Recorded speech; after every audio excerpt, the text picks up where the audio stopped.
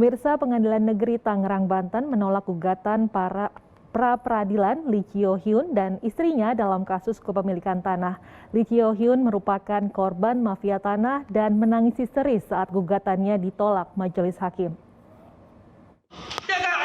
Pengadilan apa ini? Pengadilan.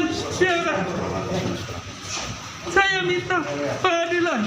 Benar-benar saya harus lapor kemana lagi? Lee Kyo Hyun atau Atung, korban mafia tanah, tidak kuasa menahan tangis saat sidang putusan pra-pengadilan yang berlangsung di ruang 2 Pengadilan Negeri Tangerang, Banten. Emosi Atung memuncak saat majelis hakim memutuskan untuk menolak gugatannya dalam sidang pra-peradilan tersebut. Tim kuasa hukum menenangkan Atung sehingga dapat meredam emosinya. Ibu Kurniati dan suaminya Lee Kyo Hyun atau Atung merupakan warga Teluk Naga yang ditetapkan sebagai tersangka karena dianggap telah melakukan pengrusakan di atas tanah seluas 12.000 meter persegi. Tanah tersebut merupakan miliknya sendiri dan diperkuat dengan sertifikat hak milik atau SHM dan AJB.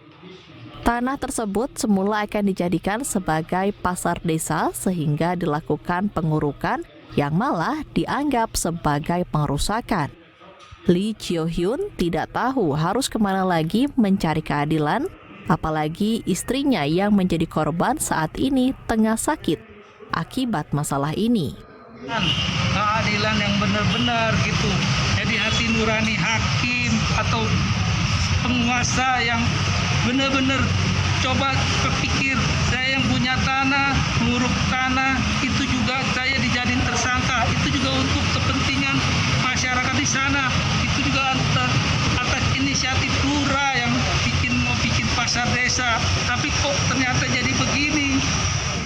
Sementara itu, tim kuasa hukum korban sangat kecewa dengan putusan majelis hakim. Majelis hakim dinilai hanya melihat dari sudut pandang terlapor tanpa mempertimbangkan bukti-bukti yang diberikan. Sementara terlapor tidak pernah dapat memperlihatkan bukti apapun dalam proses persidangan yang membuktikan adanya proses hukum yang cacat. Diabaikan. Yang kedua, hukum di negara ini berarti hak kepemilikan sertifikat itu sudah tidak ada gunanya. Klien kami ini punya sertifikat hak milik, tapi dijadikan tersangka ketika menguruk tanahnya sendiri. Di mana keadilan itu? Untuk apa BPN menerbitkan sertifikat? Selanjutnya, pihak Ibu Kurniati yang diwakili oleh tim kuasa hukumnya berencana akan melaporkan kasus tersebut ke Komisi Yudisial.